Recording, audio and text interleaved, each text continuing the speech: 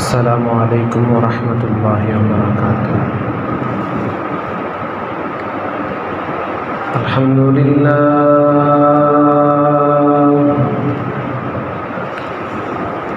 अल्हम्दुलिल्लाहि रब्बिल आलमीन, अस्सलातु वस्सलामु अला सय्यिदिल अंबियाइ व अशरफिल मुरसलीन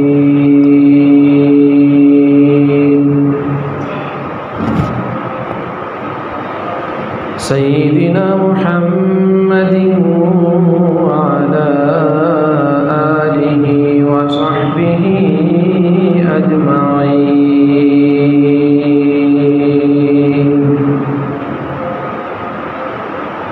अम्मा बअदु फ़क़द क़ाल अल्लाहु तबारक व तआला फ़िल क़ुरआनिल मजीद वल फ़ुरक़ानिल हमीद।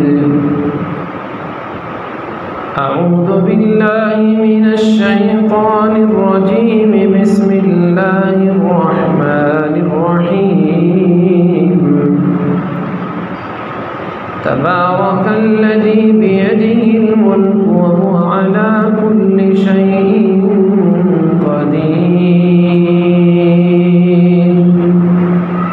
अल्लज़ी ख़लक़ल मौत वल हयात लियब्लुवकुम अय्युकुम अहसनु अमला व हुवल अज़ीज़ुल गफ़ूर।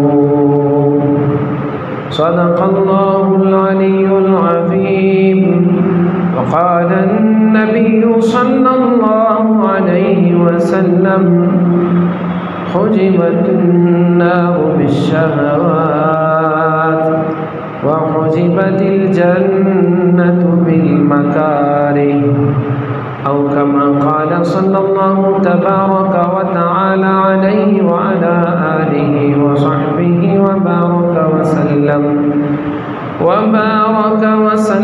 तस्लीमन कसीरन कसीरन कसीरा। सुब्हानक ला इल्म लना इल्ला मा अल्लमतना इन्नक अंतल अलीमुल हकीम। रब्बि इश्रह ली सदरी व यस्सिर ली अमरी वहलुल उक़दतम मिन लिसानी यफ़क़हू क़ौली। बुज़ुर्गान मुहतरम, नौजवानान मुकर्रम और अज़ीज़ दोस्तों, अल्लाह तबारक व तआला अपने फ़ज़्ल व करम से, अपने एहसान से मुझे और आपको रसूल करीम सल्लल्लाहु अलैहि वसल्लम की उम्मत में पैदा फरमाया और जो तमाम तर ख़ुसूसियात इस उम्मत को नसीब की अल्लाह पाक ने वो हमें भी अता फरमाई। उन्हीं नेमतों में से रमज़ान का मुक़द्दस महीना जो अभी 3-4 दिन बाद आने वाला है,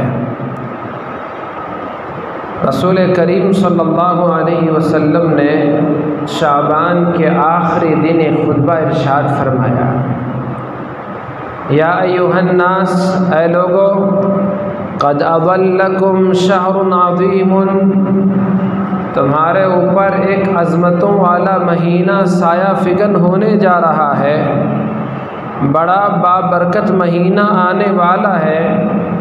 जअलल्लाहु सियामहु फरीज़तन, जिसमें अल्लाह तबारक व तआला ने रोज़े रखने को फ़र्ज़ करार दिया। व क़ियाम लैलिही ततव्वुअन, और रात की नफिल क़ियाम करने को, तरावीह पढ़ने को अल्लाह पाक ने नफिल बनाया। मन तक़र्रब फ़ीही बिख़स्लतिन मिनल ख़ैरि काना कमन अद्दा फ़रीज़तन फ़ीमा सिवा।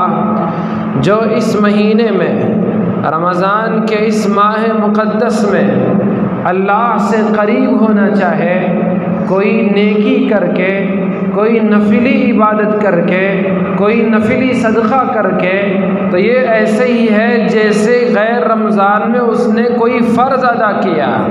नफिल नमाज पढ़ने पर रमज़ान की बरकतों से उसे फ़र्ज़ का दर्जा और सवाब मिलता है, नफली सदक़ा देने पर फ़र्ज़ अदा करने का सवाब उसको अता कर दिया जाता है। और वमन अद्दा फ़ीही फ़रीज़तन, जो इसमें एक फ़रीज़ा अदा करे, मसलन फ़जर की नमाज़ पढ़ी, ज़हर की नमाज अदा की, या फ़र्ज़ ज़कात दिया, फ़र्ज़ रोज़ा तो उसे रखना ही है, रोज़ा रखा।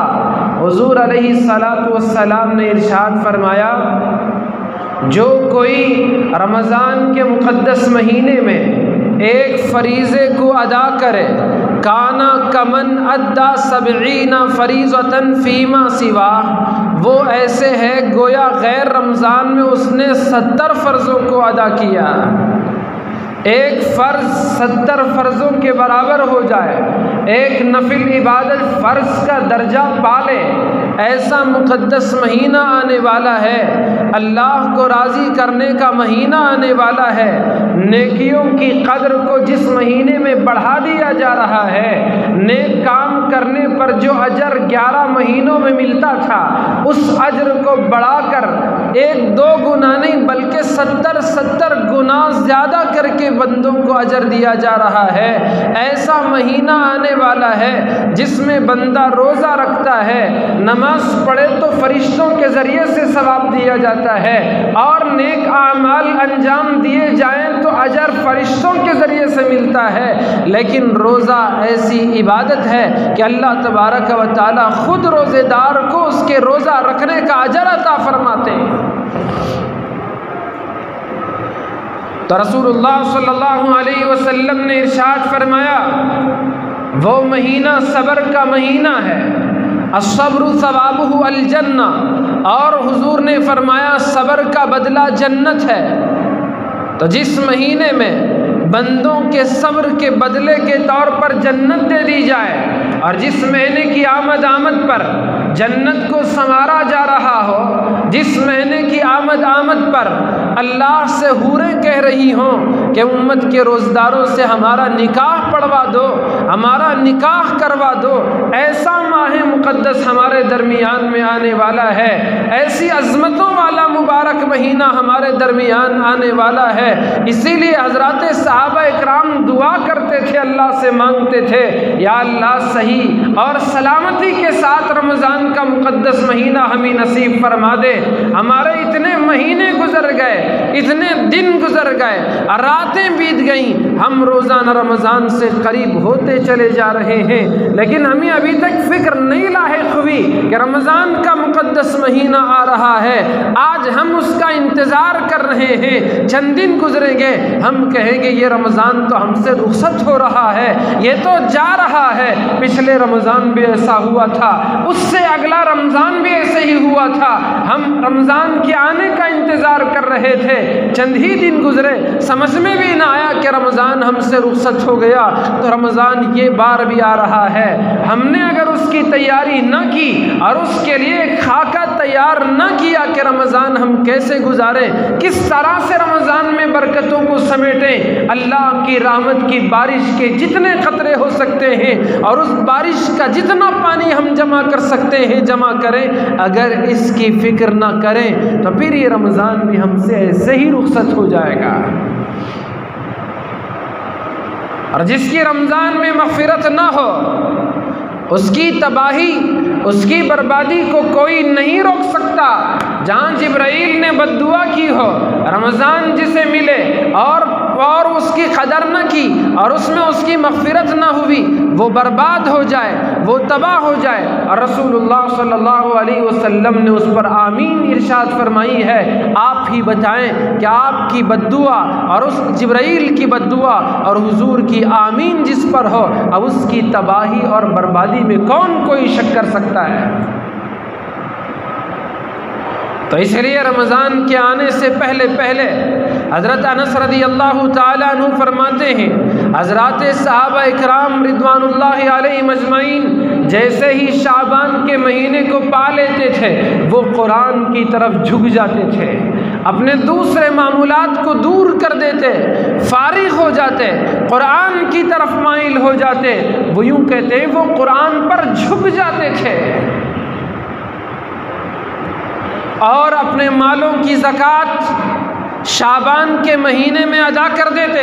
यह हज़रात सहाबा इकराम का मामूल था, इसलिए कि रमज़ान में जिसको जो ज़रूरत हो वो अपनी ज़रूरत पूरी करे, मोहताजों को रमज़ान के रोज़े रहने में कोई दुश्वारी ना हो, कोई परेशानी लाहिक ना हो और उन्हें अपने कमाई और खाने पीने की फ़िक्र ना हो।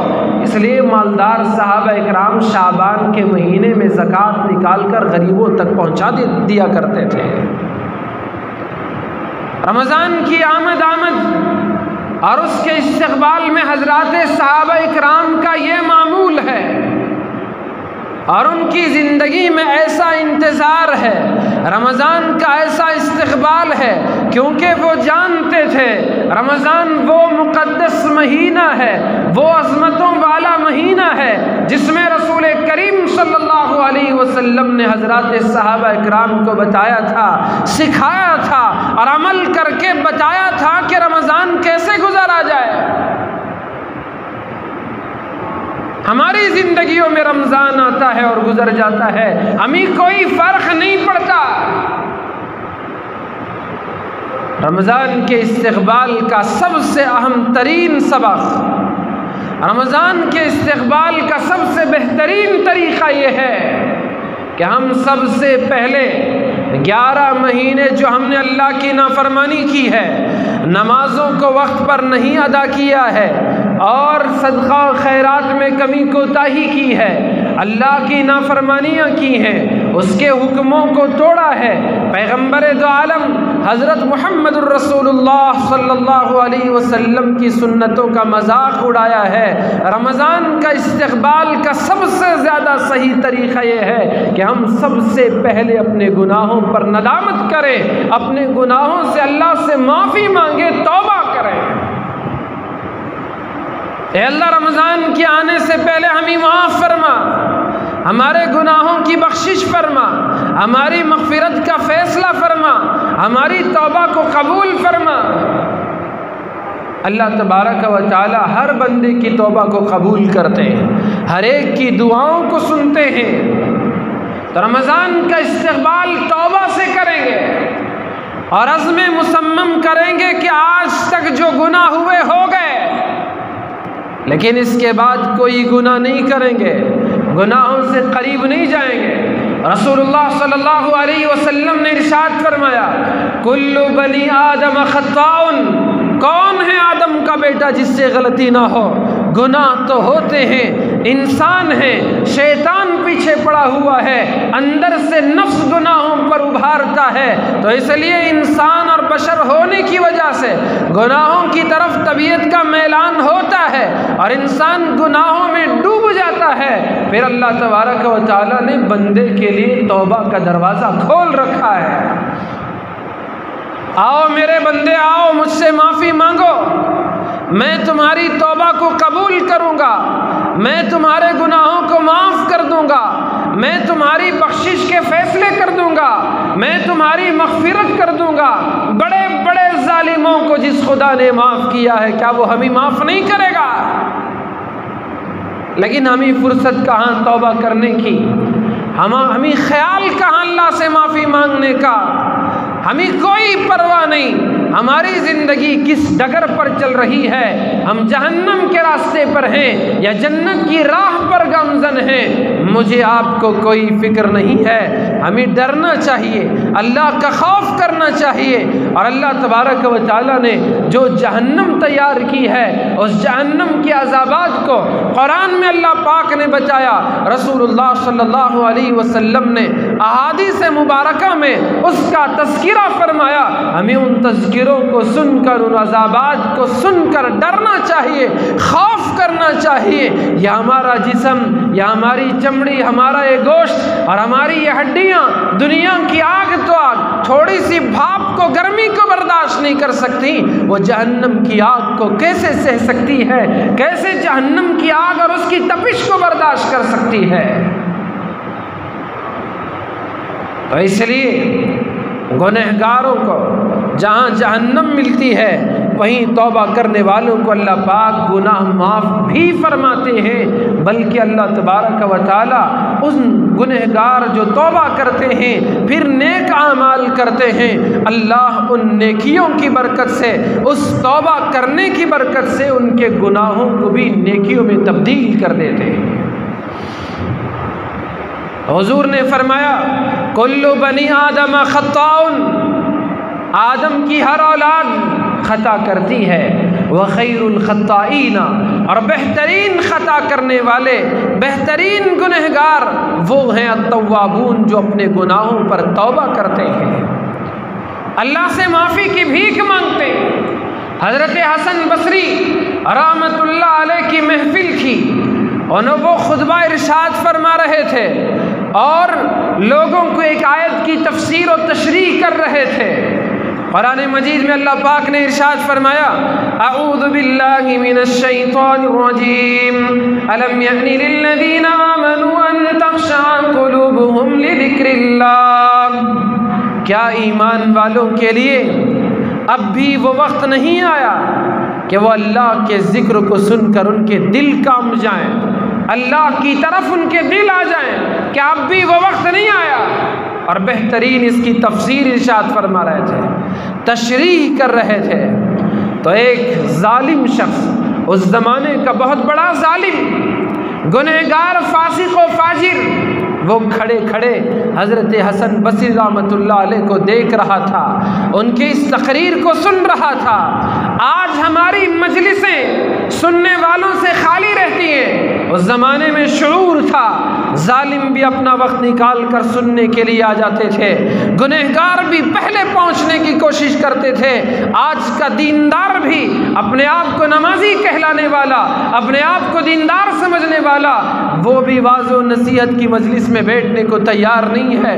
वही ऐलान हो जाए कि फलां जगह से कव्वाल आ रहा है, उसकी कव्वाली सुनने के लिए लोग जमा हो जाते हैं। कोई गायक आ जाए, उस गवैये को सुनने के लिए लोग जमा हो जाते हैं। कोई डांसर आ जाए, उसकी डांस और थरकने को देखने के लिए लोग जमा हो जाते हैं, उसका इंतज़ार करते हैं। और कोई सियासतदान आ जाए, उसको देखने के लिए लोग जमा हो जाते हैं। कोई क्रिकेट का खिलाड़ी आ जाए, उसका ऑटोग्राफ लेने के लिए लोग पहुंच जाते हैं। क्या हो गया उस कौम को, जो कौम अल्लाह की आयतों पर अपना दिल दे देती थी, वो कौम जो अल्लाह की आयतों को सुनकर अपनी जान कुर्बान करने पर तैयार हो जाती थी, आज वो कौम अल्लाह की आयत को सुनने को तैयार नहीं है। वो अल्लाह के नबी हज़रत मोहम्मद करीम सल्लल्लाहु अलैहि वसल्लम की अहादीस सुनने को तैयार नहीं है। वो हज़रात सहाबा इकराम रिदवानुल्लाहि अलैहिम अजमईन की ज़िंदगी सुनने को तैयार नहीं है।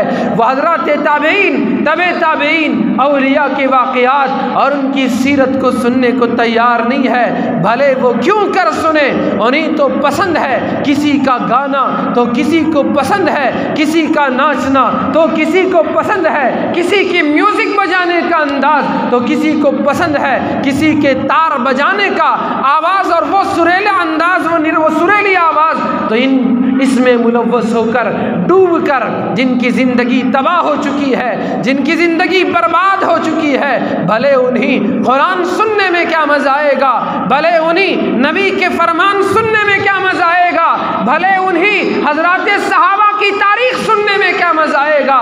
उनका मज़ा और उसका अंदाज तो बदल चुका है। हमारी ज़िंदगियाँ तबाही के दहाने पर पहुँच चुकी हैं। मैं अर्ज़ कर रहा था, वो जालिम फासिक व फाजिर, वो भी सुन रहा था हज़रत हसन बसरी रहमतुल्लाह अलैह, उसका नाम उतबा था, उतबा ग़ुलाम के नाम से मशहूर था, बड़ा जालिम व मुजरिम व पापी था। हज़रत हसन बसरी रहमतुल्लाह अलैह इस आयत की तशरीह फरमा रहे थे, तो वह हज़रत के पास पहुँचा, हज़रत क्या अल्लाह तबारक व तआला मुझ जैसे फाजिर व फासिक की भी तौबा कबूल करेगा? अल्लाह मुझे भी माफ़ कर देगा? बड़े बड़े गुनाहों का मुर्तकिब हुआ हूँ, बहुत बड़े बड़े गुनाह मैंने किए हैं, क्या अल्लाह पाक मेरी तौबा को भी कबूल करेगा? अल्लाह तबारक व तआला की आदत ये है, अल्लाह पाक बंदों के ज़ाहिर को नहीं देखते, बंदों के दिलों को देखते हैं, उन दिलों में रहने वाली नीयतों को देखते हैं, उन दिलों के इरादों को जानते हैं। अल्लाह पाक उन दिलों को देखकर इंसानों की हिदायत के फैसले फरमाते हैं। कुछ लोग यूँ समझते हैं हमने फुला गुनाह किया, कोई पकड़ नहीं हुई, फला हमने जुर्म किया, अल्लाह की तरफ से कोई गिरफ्त ना हुई, हमने फला काम किया, उस पर कोई अजाब नहीं आया। एक शख्स हज़रत शुएब अलैहिस्सलाम से मुलाकात किया और उसने हज़रत से कहा, हज़रत आप मेरे घर तशरीफ़ लाएं, मैं तन्हाई में आपसे कुछ बात करना चाहता हूँ। हज़रत शुएब अलैहिस्सलाम उसके घर गए, सोच रहे थे कि आखिर वो क्या मुझसे अलग से सवाल करना चाहता है। जैसे ही हज़रत घर पहुँचे उसने सवाल किया, हज़रत मैंने बहुत बड़े बड़े गुनाह किए हैं लेकिन कभी अल्लाह ने मेरी पकड़ नहीं की। गोया वो ये कहना चाह रहा था, गुनाह कर रहा हूँ फिर भी मेरी पकड़ नहीं हो रही, आगे भी ऐसा ही करता रहूँगा, मेरी पकड़ नहीं हो रही। आज का नौजवान यही कह रहा है, यही सोच रहा है, इतने गुनाहों का मैं मुर्तकिब हूँ, इतना बड़ा मुजरिम हूँ। ये मुल्ला कहते कहते थक गए कि ये गुनाह है, झूठ गुनाह है, गीबत गुनाह है, चुगली गुनाह है, हसद गुनाह है, नमाज का छोड़ना गुनाह है, चोरी करना गुनाह है, किसी पर ज्यादती करना गुनाह है। ये सब ये कहते रहे, मैं ये सब कर रहा हूँ, कभी मुझे गिरफ्त ना हुई, कभी मेरी पकड़ ना हुई, ना मुझे इस पर कोई सज़ा मिली है, बस मैं हर दिन गुनाह पर गुनाह कर रहा हूँ, लज्जतों में घिरा हुआ हूँ और जो चाहे जैसे चाहे ज़िंदगी गुजार रहा हूँ। ए नौजवानों खबरदार, अल्लाह के हबीब अलैहिस्सलाम ने इरशाद फरमाया, इन गुनाहों की लज्जत के पीछे तुमको पता नहीं है कि जहन्नम की आग है। अल्लाह पाक ने इन गुनाहों की लज्जत का पर्दा जहन्नम पर डाल रखा है, तुम इस पर्दे को चाक करने में लगे हो। हुजिबतिन नार बिश्शहवात, अल्लाह के हबीब ने फरमाया कि आग को, जहन्नम को अल्लाह पाक ने शहवात और ख्वाहिशात और लज्जतों के पर्दे से ढांक रखा है।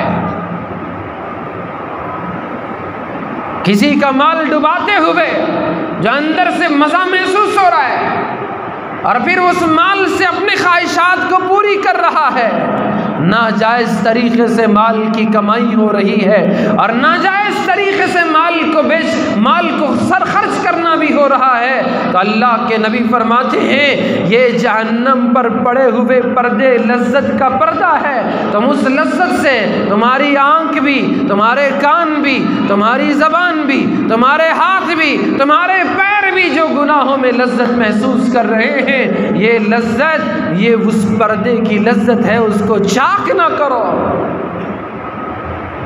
और जन्नत के बारे में हुजूर ने फरमाया, हुजिबतिल जन्नतु बिल मकारी, मशक्क़तों का पर्दा अल्लाह पाक ने जन्नत पे डाल रखा है।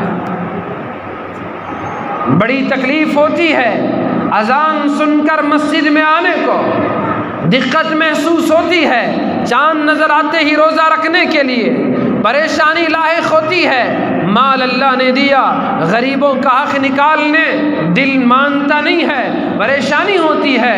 यही मशक्क़तें हैं, यही मकरूहात यानी मकारे हैं, यही परेशानियां जो लायक होती हैं। अल्लाह के हबीब फरमाते हैं ये जन्नत पर पड़ा हुआ पर्दा है। जब तक इस पर्दे को तुम नहीं हटाओगे, यानी इन मकारे जो तुम्हारे लिए दिक्कतें हो रही हैं, परेशानियां, मशक्क़त हो रही है, जब तक इन मशक्क़तों को नहीं अपनाओगे तुम्हारे ऊपर से वो जन्नत का पर्दा नहीं हटता। और जब जन्नत का पर्दा नहीं हटता तुम जन्नत में दाखिल नहीं हो सकते। तो हज़रत शुएब अलैहिस्सलाम ने उसकी बात सुनी और वो गोया यूँ कह रहा है मुझे कोई ऐसा सबूत चाहिए, खुली दलील चाहिए कि मैं गुनाह करूं, मुझ पर ये सज़ा नहीं हुई तो आगे भी नहीं होगी, अगर होने वाली है तो फिर मुझे सबूत दो। गुनाहों की सज़ा का कोई सबूत वो मांग रहा है कि मुझे जो गुनाह है उसकी सज़ा, कोई एक सज़ा मुझे बताएं। मैंने कोई सज़ा अपनी ज़िंदगी में नहीं देखी। जबकि गुनाह ऐसी नहूसत है, उस नहूसत की वजह से दुनिया में भी इंसान जलील होता है, गुनाहों का असर भी जाहिर होता है। आदमी छुपकर भी गुनाह करे, उसका असर तो ज़रूर उससे जाहिर होता है। एक शख्स था जिसका नाम, वो एक तिजारत करने वाला शख्स था, अबू मोहम्मद हबीब उसका नाम था। वो बहुत बड़ा ताजिर भी था और सूदखोर भी था।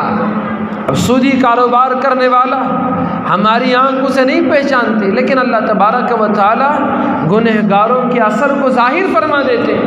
हज़रत इमाम अबू हनीफा रहमतुल्लाह अलैह ऐसे अल्लाह के मुत्तकी परहेज़गार बंदे थे, ऐसे नेकोकार थे। जब कोई बंदा वज़ू करता और उसके बदन से पानी लगकर चेहरे से, हाथों से पानी उसका बहकर नीचे जाता, हज़रत देख कर फरमा देते कि ये फुला गुनाह का मुर्तकिब हुआ था और इसके वज़ू में वो गुनाह धुल रहा है।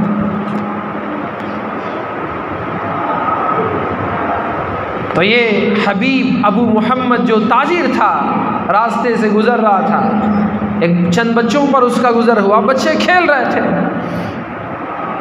आज तो रास्ते में बड़े भी खेलते हैं, तो रमज़ान का महीना वो तो खेलने का महीना है। कितने नौजवान रोज़ा रख कर कैरम खेलते हैं, कितने नौजवान रोज़ा रख कर लूडो खेलते हैं। क्या उनके इसीलिए रमज़ान आया? अगर मेरी बात सच ना हो तो आप तजुर्बा कर लें, देख लें। सहरी करते हैं, थोड़ी देर सो जाते हैं और फिर उसके बाद इसमें वक्त ज़ाया करते हैं खेलने में। और अब तो और मज़ा, मोबाइल उठाओ, जिससे चाहे जहाँ से बैठ कर खेलो।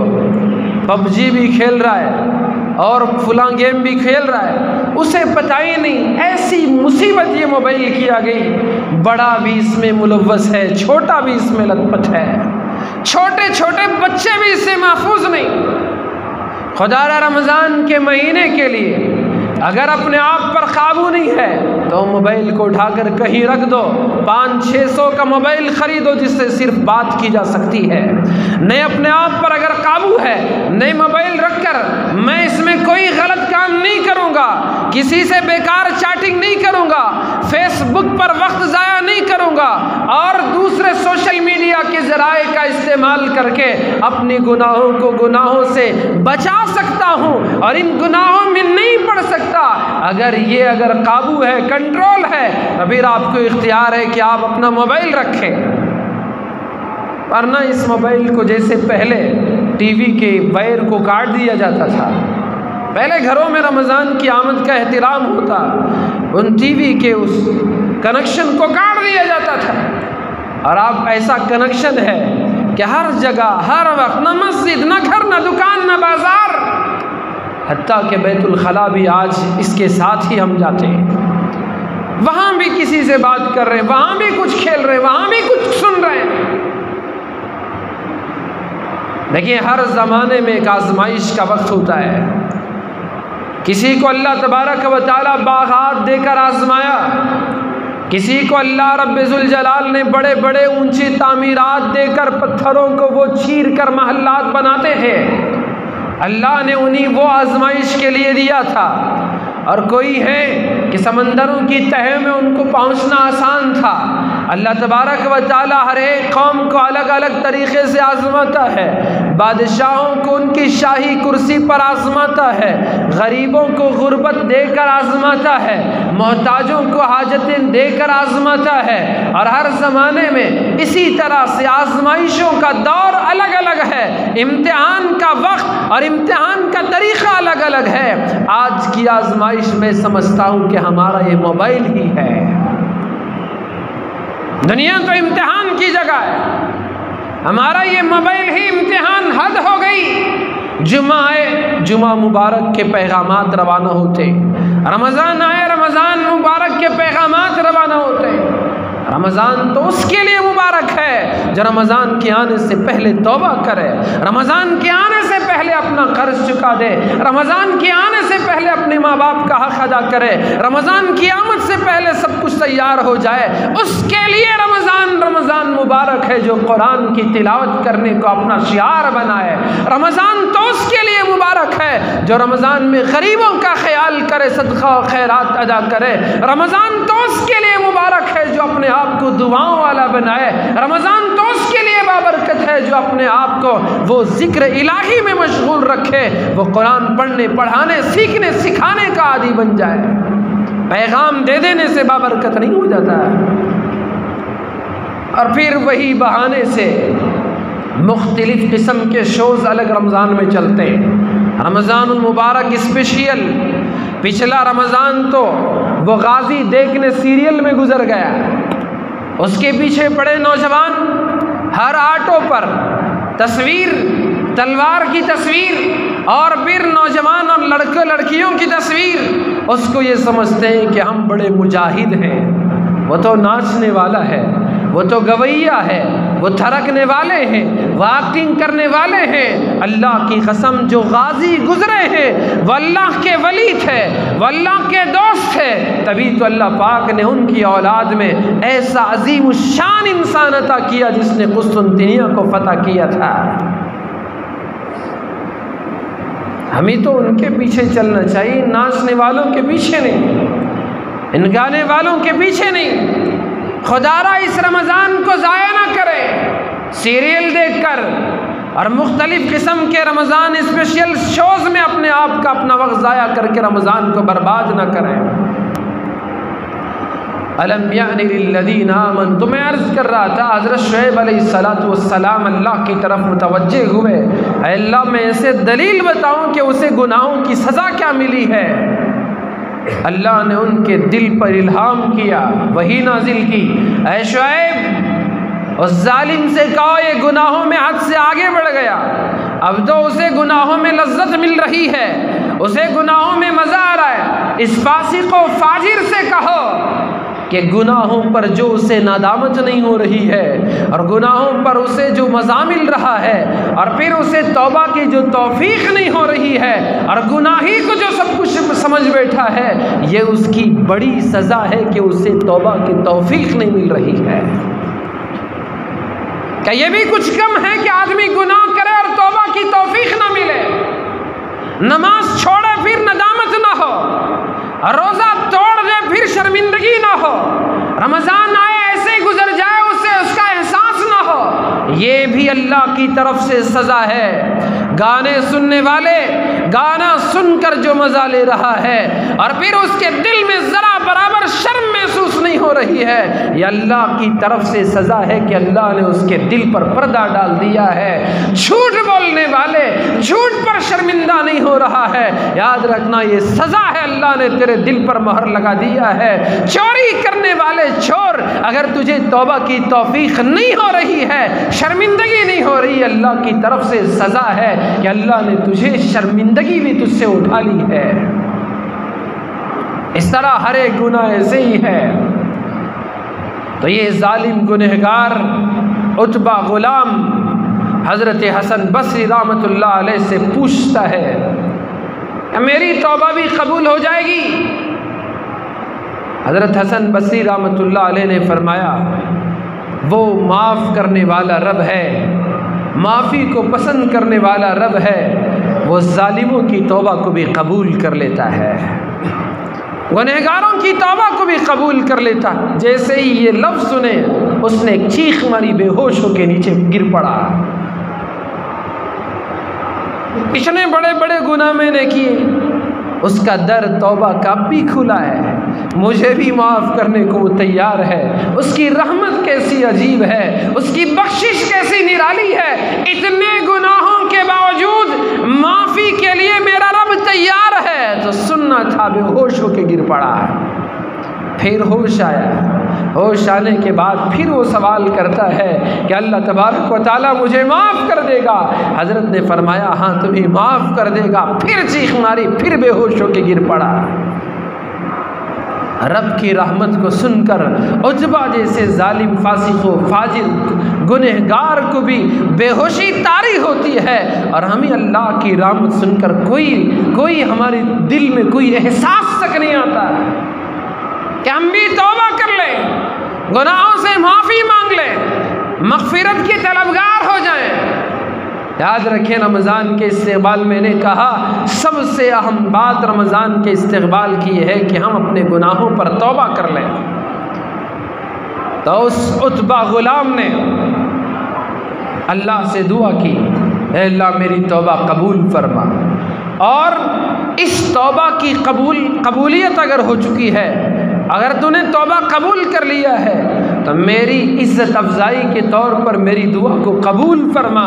या अल्लाह मुझे ऐसी ज़हानत, फ़तानत और फ़हम नसीब फरमा, ऐसी याददाश्त अता फरमा कि मैं कुरान की बात जो भी सुनूं मुझे हमेशा के लिए याद हो जाए, दीन की बात जो भी सुनूं मुझे हमेशा के लिए याद हो जाए।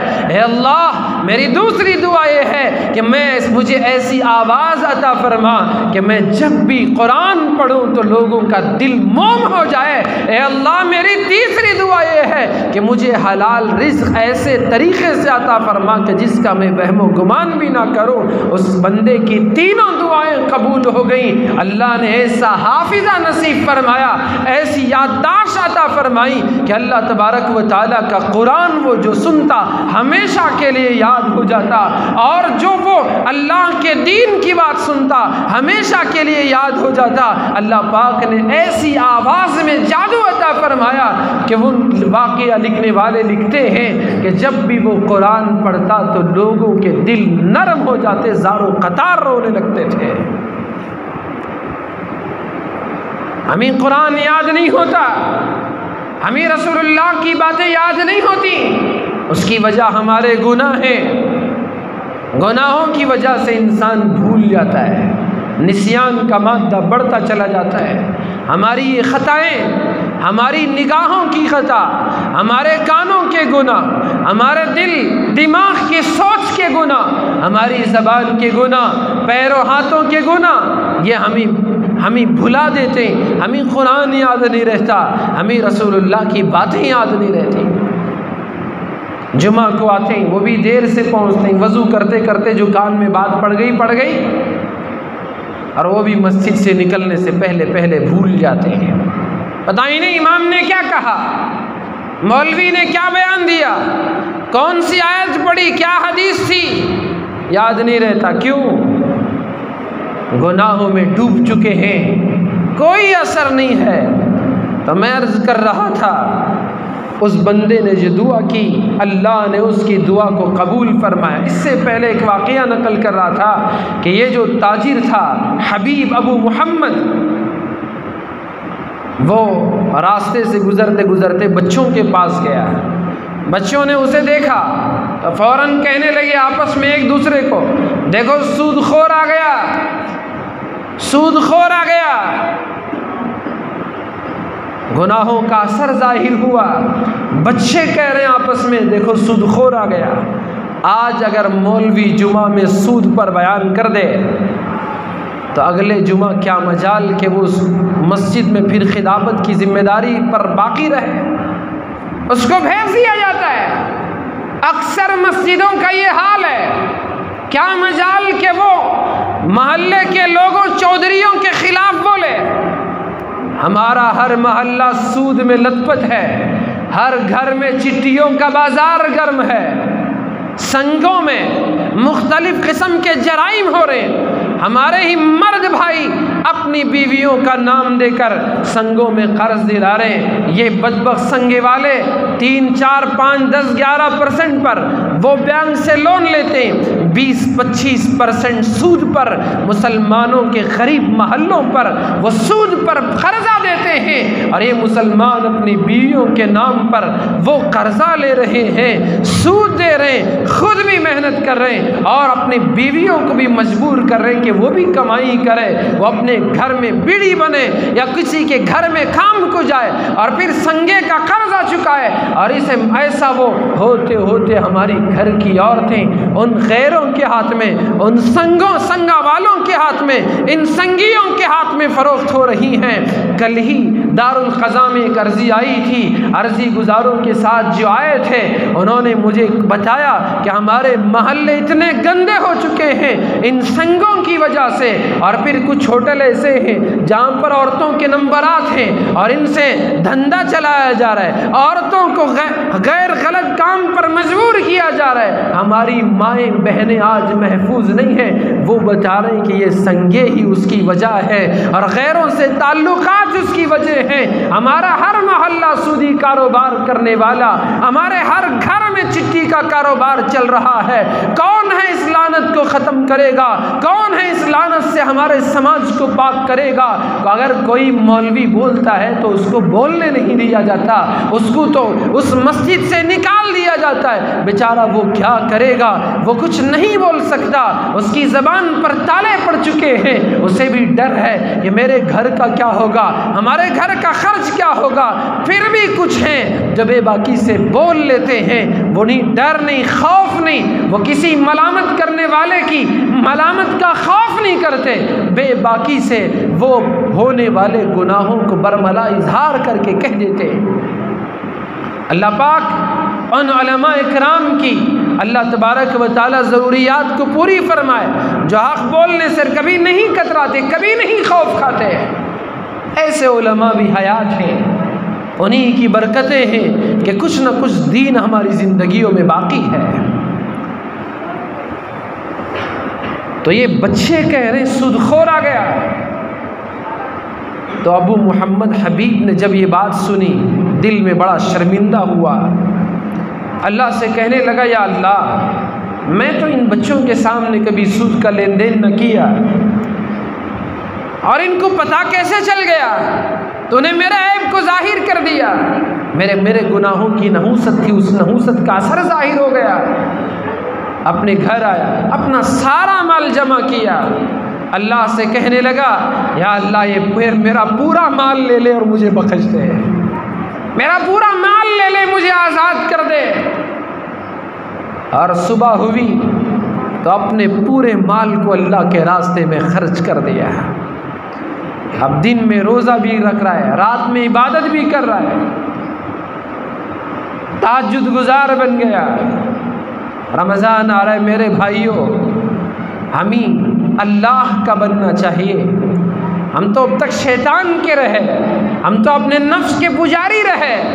रमज़ान से पहले ऐसी तौबा हो जाए कि हम अल्लाह के बन जाएं। 1 महीना हम उसके लिए तैयार हो जाएं, मुकम्मल तैयार। देखिए, हर आदमी अपने सफ़र व हज़र का नक्शा बनाता है, या तो लिख कर या तो अपने जहन में ही बनाता है। बेंगलोर जाना है, किस लिए जा रहा हूँ, मुझे कल कब निकलना है, कहाँ पहुँचना है, कौन सी दुकान पे जाना है, किस रिश्तेदार के घर जाना है, कहाँ मुझे खाना खाना है, सवारी कौन सी लेना है, पूरा खाका तैयार, या तो लिख के या तो जहन में। 1 महीने का सफ़र हो, पहले से ही पूरी तैयारी होती है। और कितने अफसोस की बात है कि दुनिया के सफ़रों की और दुनिया के मज़े की तो हम तैयारी करते, रमज़ान की तैयारी नहीं करते। बड़ा अफसोस है। हमें अपना निज़ामुल अमल बनाना चाहिए कि मैं सुबह सवेरे तहज्जुद के वक्त में उठूँगा। 11 महीने तो नहीं हो सका, चलो रमज़ान के महीने में मैं तहज्जुद गुजार बन जाऊँगा। रात 2:30 बजे उठूँगा, 3 बजे उठूँगा, अल्लाह के दरबार में खड़े होकर नमाज पढ़ूँगा, उसके सामने अपने सर को झुकाकर अपने गुनाहों से माफ़ी की भीख मांगूँगा।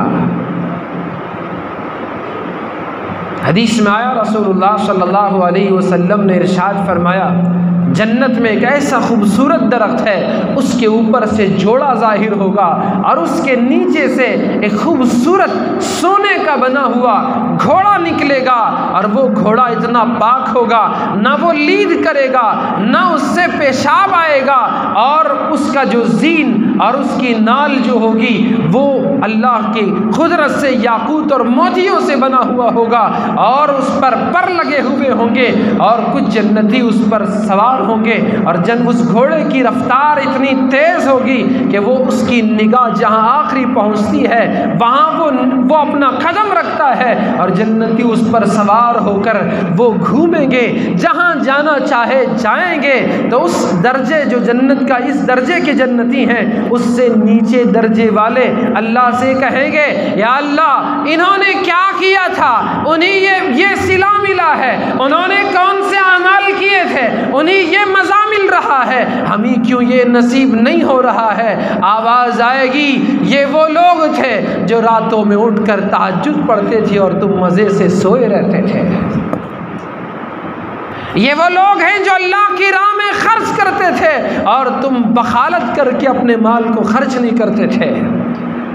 ये वो लोग हैं जो रोज़े रखते थे और तुम बेफिक्र सैराब होकर खूब खाते पीते थे। ये वो लोग हैं जो अपने नफ्स को अल्लाह की राह में थकाते थे, मेहनत करते थे, अल्लाह के रास्ते में मुजाहदा करते थे और तुम थे कि बुज़दिल बने रहे थे। तो इसलिए आज उन्हें ये मकाम मिला है, ये इज़्ज़तों से उन्हें मालामाल किया जा रहा है, ये तहज्जुद का जोड़ा अलग से उन्हें पहनाया जा रहा है। रमज़ान का मुक़द्दस महीना हमारे लिए तहज्जुद की नमाज़ पढ़ना ये हमारे लिए बहुत ही ज़्यादा मौजू है, जहाँ नफलों को फ़र्ज़ का दर्जा दिया जा रहा है। हम ही वक्त बनाएं कि हम जल्दी उठें और फिर उसके बाद दुआ में मसरूफ़ रहें, अल्लाह से मांगें और दिन में हमारा कम से कम आधा घंटा और भी अगर कम कहें 15 मिनट तो दुआ का होना चाहिए। इसलिए कि अद्दुआ हुवल इबादा, दुआ भी एक अहम इबादत है। और हम इतने मसरूफ़ हैं, कुछ लोग हैं फ़र्ज़ नमाज पढ़कर दुआ होने से पहले निकल जाते हैं। मुझे तो ऐसा लगता है जैसे बारिश होती है, बारिश होने के बाद पानी जो अपना रास्ता खुद तलाश कर लेता है। अभी पीछे लोग नमाज पढ़ ही रहे थे, इधर से उधर से रास्ता बना कर ये बाहर निकल जाते हैं।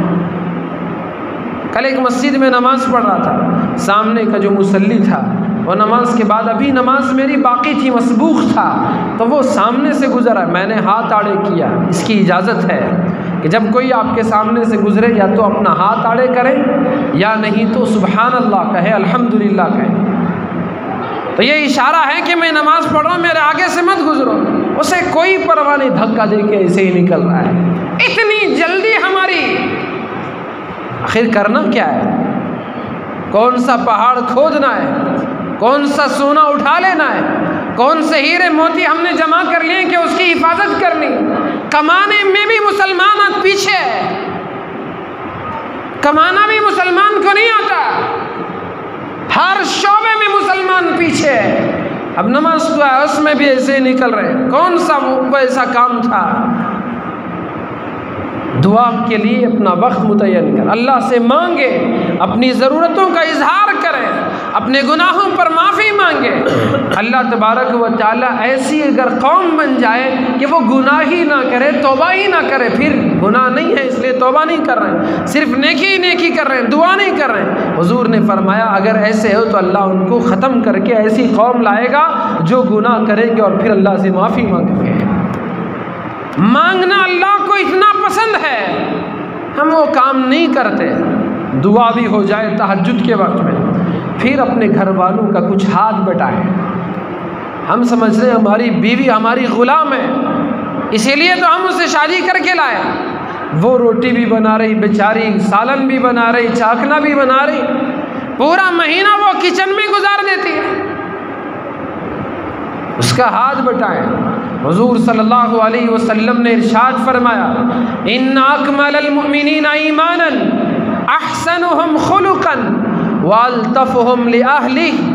हुजूर ने फरमाया तुम में मोमिनों में कामिल ईमान वाला वो है जिसकी अखलाक अच्छे हों और वो अपनी घर वाली के साथ नरम रवैया इख्तियार करने वाला हो।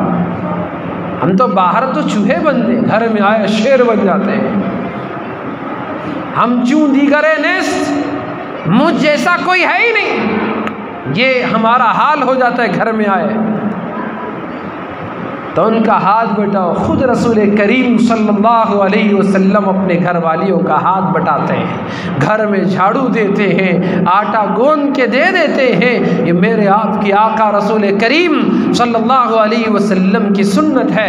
उनका हाथ बटाएं। फिर सहरी से सहरी खाना मसनून है, वो आप उस पर अमल करें। इतना भी ना खाएं कि अब नमाज को जाने दिल नहीं होता, वहीं पड़े पड़े खड़े खड़े बैठे बैठे वहीं लेट जाते।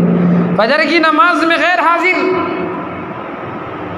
क्यों इतना खा लिया नलडे तक, अब उठना भी दुश्वार है। कहाँ है कि नमाज, कौन सी नमाज? इकबाल ने भी क्या खूब कहा, जो सर बसजदा हुआ कभी तो ज़मीन से आने लगी सदा, जो सर बसजदा हुआ कभी तो ज़मीन से आने लगी सदा। तेरा दिल तो है सनम आशना, तुझे क्या मिलेगा नमाज में? तेरा दिल तो है सनम आशना, तुझे क्या मिलेगा नमाज में? हमारा दिल ऐसा हो गया, इतना खाली, अब नमाज के लिए कदम नहीं उठते। थोड़ा कम खाओ, बरकत है। ये भी देखें कितनी, आप ये गौर करें, जो कम खाता है उससे भूख देर से लगती है। रमज़ान में खुसूसन सहरी में 1 रोटी 2 रोटी पर जो इक्तिफा करते हैं उनका रोज़ा इत्मीनान से गुजरता है। और जो खूब खा जाते हैं, हलक तक निकलते, वो रोटी भी ले लिया, वो भी खा लिया, वो भी खा गया, अंडा भी, खीमा भी, कुफ्ते भी, थाल भी, लाल भी, सब खा गया, फिर चाय भी। 10 बजे हुए, पेट खाली हो गया और भूख उसे शुरू हो जाती है। अब वो कहाँ से ज़ोहर की नमाज को बेचारा जाएगा? असर की नमाज आँखों के सामने उसके पर्दा पड़ जाता है, कदम उठाए तो सर चकराने लगता है। और मगरिब तो वो किसी और को भेजकर गल्ला जमा करता है, अनाज, पपई भी लाओ, कलंगड़ा भी लाओ, खरबूज भी लाओ, समोसे भी खाओ, वो भी जमा करो। और फलां पड़ोस में रोटी और चाकना बना, वो देकर भेजे, वो भी जमा करो। गंजी भी, शरबत भी, रूह अफ़ज़ा भी, इतना बड़ा दस्तरखान अब उस पर बैठा है। हर बर्तन में इसका हाथ इंतज़ार कर रहा है कि कब मुअज़्ज़िन साहब बिस्मिल्लाह बोलें और मैं कब इस दस्तरखान पे हमला कर दूँ। और इतना खाया, इतना पिया। बताएं, इधर मगरिब की नमाज भी ख़त्म हो गई और मस्जिद के लाउड स्पीकर से आवाज़ आई कि फ़लाँ बीरू वालों ने या मकानिकों के एसोसिएशन ने आज इफ्तार की दावत की है। फ़ौरन वहीं से वो भागता है और वो भी सैर होके खाता है। अब कहाँ इशा की नमाज पढ़ सकेगा? नहीं हो सकता। इसलिए फिर वो क्या होता है, 8-10 दिन कुछ तो हमारे भाई सेहतमंद रहते हैं, लेकिन 2-3 दिन में ही बीमार पड़ जाते हैं, बुखार आ जाता है, फलां बीमारी। अब वो कहाँ से रमज़ान के रोज़े भी छूट जाते हैं, ऐसे ही उसका रमज़ान गुजर जाता है। तो हुजूर ने फरमाया, मन सलिम लहू रमज़ान सलिमत लहू सना, रमज़ान सलामती से जिसका गुजरता है और साल पूरा उसका सलामती से गुजरता है। रमज़ान में सलामती नहीं तो पूरा साल गड़बड़ है। तो बहरहाल हम अपना टाइम टेबल बनाएं, नमाज को मैं कब जाऊंगा, दुकान मुझे कितना वक्त खुला रखना है और कारोबार मुझे कितना करना है, कुरान मजीद पढ़ने के लिए कौन सा वक्त है, दुआ का एहतिमाम किस वक्त में करूं। हम पूरा रमज़ान के आने से पहले पूरा अपना टाइम टेबल बना लें, तरतीब दें, तभी हमारा रमज़ान सही गुज़रता है। वरना रमज़ान आएगा पिछले सालों की तरह गुज़र जाएगा, हम क्या थे वही रह जाएंगे, क्या लाए कुछ भी नहीं, कहाँ गए थे कहीं भी नहीं, क्या मिला कुछ हासिल नहीं, इसी तरह हमारा रमज़ान भी गुज़र जाएगा। तो मैं अर्ज़ कर रहा था, उस खुतबा ग़ुलाम ने अल्लाह से दुआ की, या अल्लाह मेरी तौबा को कबूल फरमा और मेरी हिम्मत अफ़ज़ाई के लिए, इज़्ज़त अफ़ज़ाई के लिए मेरी दुआओं को कबूल फरमा।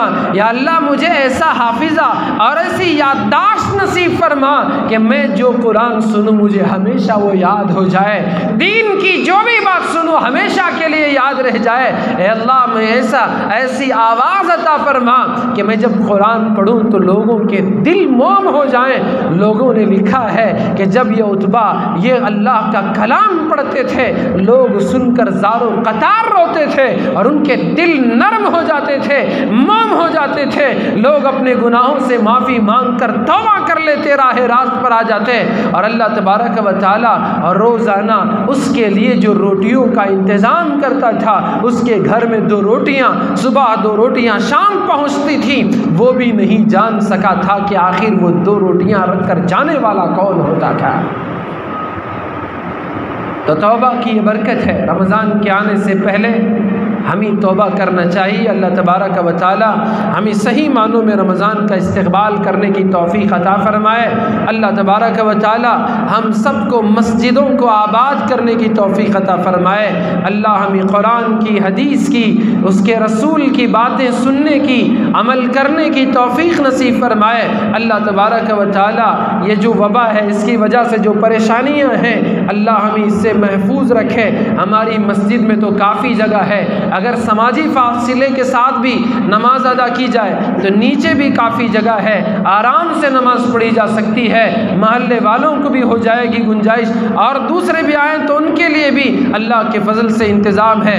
नीचे ऊपर आराम से नमाज पढ़ सकते हैं, समाजी फासिले के साथ हो तो भी आराम से आकर नमाज पढ़ सकते हैं। और जो हुकूमत की तरफ से हिदायतें हैं, मेरी आपसे गुजारिश है, आपकी मेहनत की कमाई है, क्यों ज़ाया करते हैं? ये जो मास्क पहनने के लिए कहा जा रहा है और दूसरी जो हिदायतें हैं आप उस पर अमल करें। क्यों फ़ैन बनकर ये जुर्माना देकर हमारी गाड़ी कमाई को क्यों उनके हाथ दें? तो जो हिदायत हैं उस पर अमल करने से हमें फ़ायदा होगा।